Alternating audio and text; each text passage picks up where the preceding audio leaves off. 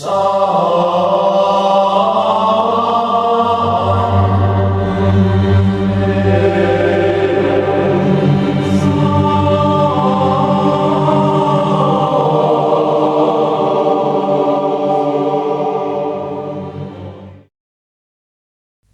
pertama.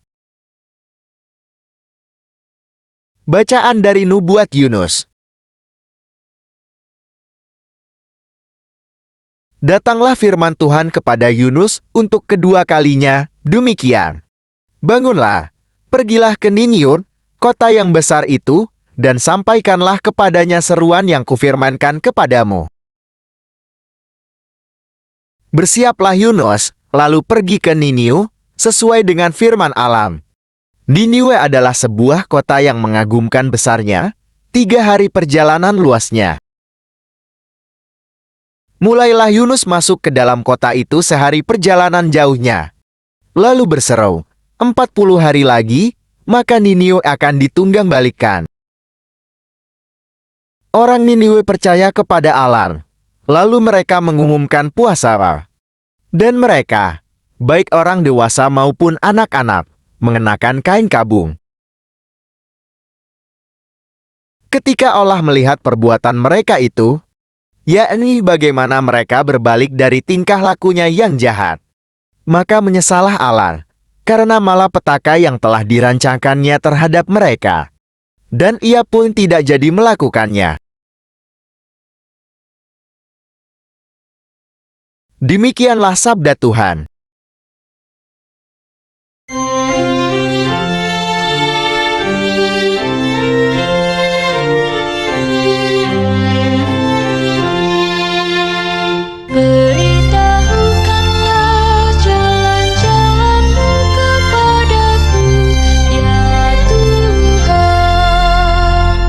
Beritahukanlah jalan-jalan-Mu kepadaku, ya Tuhan.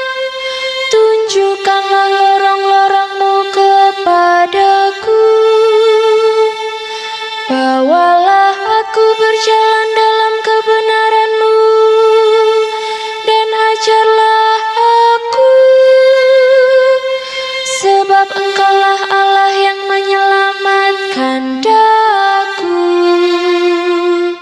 Beritahukanlah jalan-jalan-Mu kepadaku, ya Tuhan. Ingatlah segala rahmat dan kasih setia-Mu, ya Tuhan, sebab semuanya itu sudah ada sejak purbakala. Pelanggaran-pelanggaranku janganlah Kau ingat, tetapi ingatlah kepadaku sesuai dengan kasih setia-Mu. Beritahukanlah jalan-jalan-Mu kepadaku, ya Tuhan. Tuhan itu baik dan benar, sebab itu Ia menunjukkan jalan kepada orang yang sesat. Ia membimbing orang-orang yang rendah hati menurut hukum, dan mengajarkan jalannya kepada orang-orang yang bersahaja. Beritahukanlah jalan-jalan-Mu kepadaku, ya Tuhan. Bacaan kedua. Bacaan dari surat pertama Rasul Paulus kepada jemaat di Korintus. Saudara-saudara, inilah yang kumaksudkan, yaitu waktu telah singkat. Karena itu, dalam waktu yang masih sisa ini, orang-orang yang beristri harus berlaku seolah-olah mereka tidak beristri. Dan orang-orang yang menangis seolah-olah tidak menangis. Dan orang-orang yang bergembira seolah-olah tidak bergembira. Dan orang-orang yang membeli seolah-olah tidak memiliki apa yang mereka beli. Pendaknya orang-orang yang mempergunakan barang-barang duniawi seolah-olah sama sekali tidak mempergunakannya. Sebab dunia seperti yang kita kenal sekarang akan berlalu. Demikianlah sabda Tuhan, syukur kepada Allah.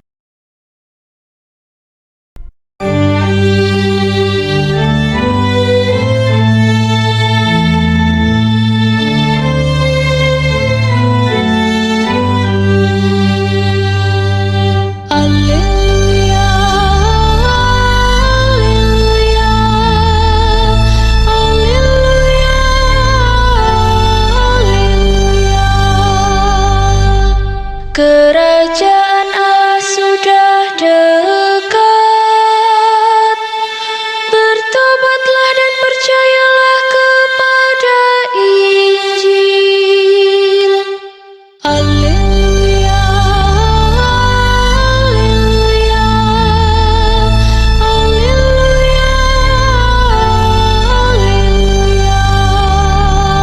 alleluia, alleluia, alleluia, alleluia. Tuhan bersamamu dan bersama rohmu. Inilah Injil suci menurut Markus. Sesudah Yohanes ditangkap, datanglah Yesus ke Galilea memberitakan Injil Allah. Katanya, waktunya telah genap. Kerajaan Allah sudah dekat. Bertobatlah dan percayalah kepada Injil. Ketika Yesus sedang berjalan menyusur Danau Galilea, ia melihat Simon dan Andreas, saudara Simon. Mereka sedang menebarkan jala di danau sebab mereka penjala ikan. Yesus berkata kepada mereka, "Mari, ikutlah aku, dan kamu akan kujadikan penjala manusia." Lalu mereka pun segera meninggalkan jalannya dan mengikuti dia.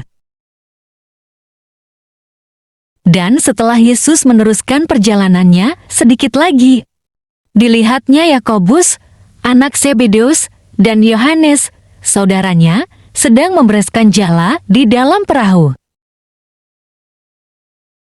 Yesus segera memanggil mereka, dan mereka meninggalkan ayahnya, Zebedeus, di dalam perahu bersama orang-orang upahannya, lalu mengikuti dia.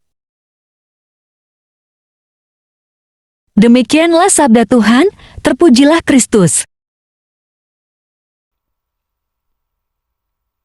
Bapak, Ibu, dan saudara-saudari terkasih dalam Kristus Yesus, ada hal yang menarik perhatian, yaitu keempat murid Yesus ini segera menjawab ajakan Yesus untuk mengikutinya, dan langsung meninggalkan pekerjaan mereka tanpa pulang ke rumah terlebih dahulu. Benarkah demikian? Alkitab itu berisikan firman Tuhan yang ditulis oleh orang-orang yang mendapat inspirasi dari Roh Kudus. Dan kita percaya penulis-penulis tersebut dipilih Tuhan. Bapak, Ibu, dan saudara-saudari terkasih, mari kita baca 2 Timotius pasal 3 ayat 16. Segala tulisan yang diilhamkan Allah memang bermanfaat untuk mengajar, untuk menyatakan kesalahan, untuk memperbaiki kelakuan, dan untuk mendidik orang dalam kebenaran. Seringkali orang-orang lebih tertarik pada hal-hal sepele yang bukan hal-hal utama, dan mudah mencurigai hal-hal rohani yang menunjukkan kebaikan. Sedangkan untuk hal-hal non-rohani dari duniawi, mereka mudah menerimanya. Coba saja perhatikan. Misalnya, ada berita bahwa di daerah Ano, ada seorang yang hebat bisa sembuhkan berbagai penyakit. Dengan memijat-mijat bagian yang sakit atau menggunakan batu akik atau benda-benda lainnya. Maka biasanya langsung dipercaya dan banyak yang datang ke orang hebat tersebut.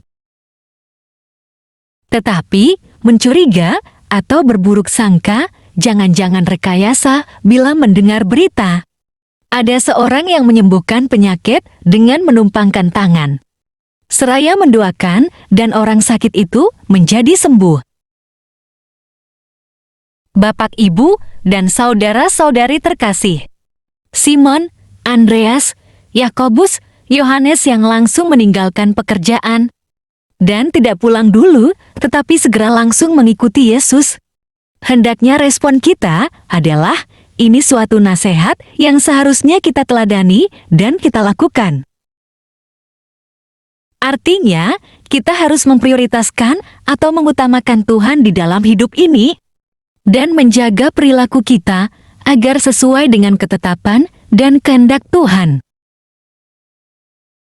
Bapak, Ibu, dan saudara-saudari terkasih, Mazmur pasal 18 ayat 23 dan 24.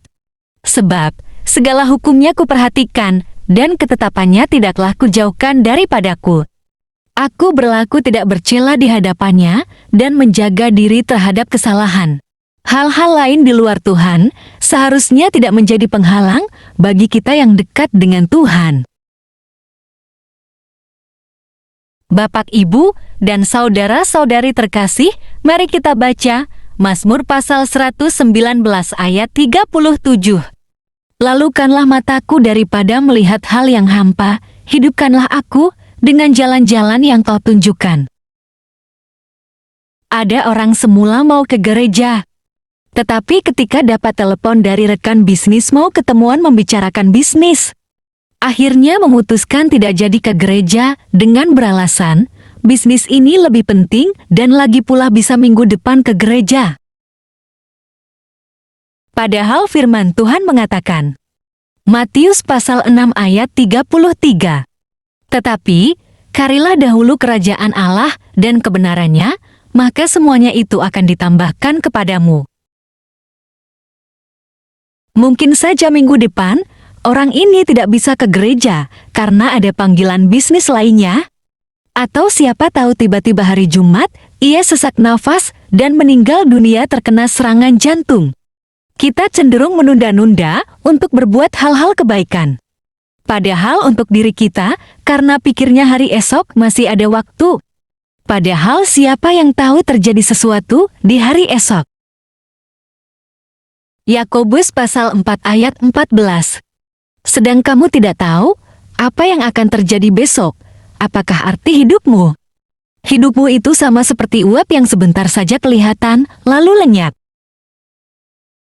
Begitu juga dalam hal pelayanan atau pemberitaan Injil.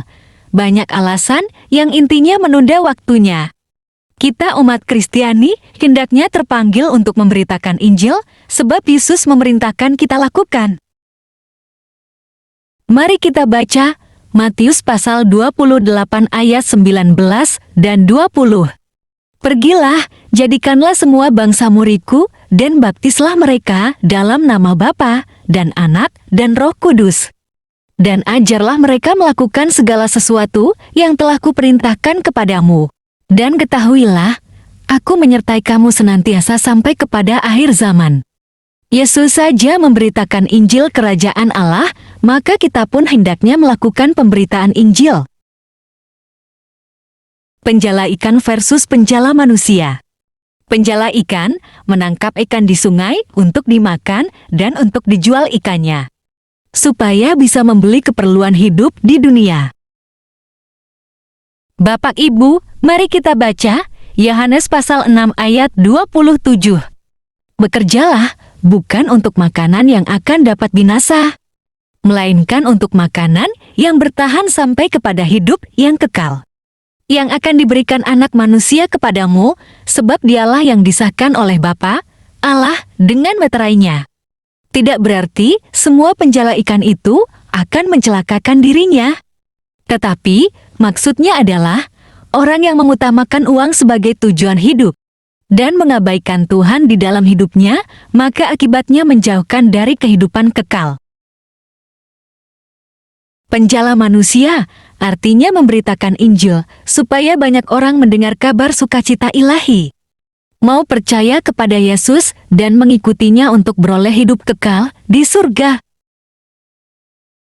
Mari kita baca Injil Yohanes pasal 3 ayat 16. Karena begitu besar kasih Allah akan dunia ini, sehingga Ia telah mengaruniakan anaknya yang tunggal, supaya setiap orang yang percaya kepadanya tidak binasa, melainkan beroleh hidup yang kekal. Bapak, Ibu, dan saudara-saudari terkasih dalam Kristus Yesus, masih banyak orang yang belum tahu kabar gembira tentang, pertama, Yesus menyelamatkan manusia dari kuasa dosa dan menganugerahkan hidup kekal di surga. Kedua, Yesus melimpahkan kasih-Nya agar kita manusia beroleh kebahagiaan hidup, asalkan hidup di dalam kebenaran yang diajarkannya. Ketiga, Yesus adalah jawaban dari permasalahan hidup yang ada di dunia ini.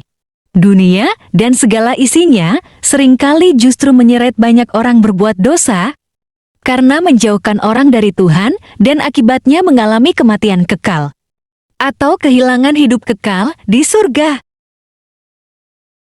Bapak, Ibu, dan saudara-saudari terkasih, mari kita baca juga 1 Yohanes pasal 2 ayat 16 dan 17. Sebab semua yang ada di dalam dunia, yaitu keinginan daging dan keinginan mata serta keangkuhan hidup, bukanlah berasal dari Bapa, melainkan dari dunia, dan dunia ini sedang lenyap dengan keinginannya. Tetapi orang yang melakukan kehendak Allah tetap hidup selama-lamanya. Dengan menjadi penjala manusia, maka kita semakin dekat dengan Tuhan Allah, dan tidak terpikat lagi menjadi penjala ikan yang mengutamakan hal-hal dunia. Bapak, Ibu, dan saudara-saudari terkasih dalam Kristus Yesus, semoga permenungan hari ini membawa kita kepada kesadaran untuk menjadi penjala manusia, yakni memberitakan Injil agar banyak orang menerima Yesus, agar mereka mengalami kasih-Nya dan mau hidup di dalam kebenaran-Nya. Salam kasih, Tuhan Yesus memberkati. Amin. Marilah berdoa. Allah Bapa, sumber pengharapan, Engkau telah mengikat perjanjian dengan semua orang melalui Yesus Kristus yang terurapi. Semoga kami selalu berpegang teguh pada Dia dan berkembang menjadi umat yang patuh setia dengan perantaraan Yesus Kristus, Putramu, Tuhan kami, yang bersama Dikau dalam persekutuan Roh Kudus, hidup dan berkuasa, Allah sepanjang segala masa. Dalam nama Bapa dan Putra dan Roh Kudus. Amin. Terima kasih telah mendengarkan dan merenungkan firman Allah. Jangan lupa subscribe dan aktifkan loncengnya. Terima kasih Tuhan Yesus memberkati.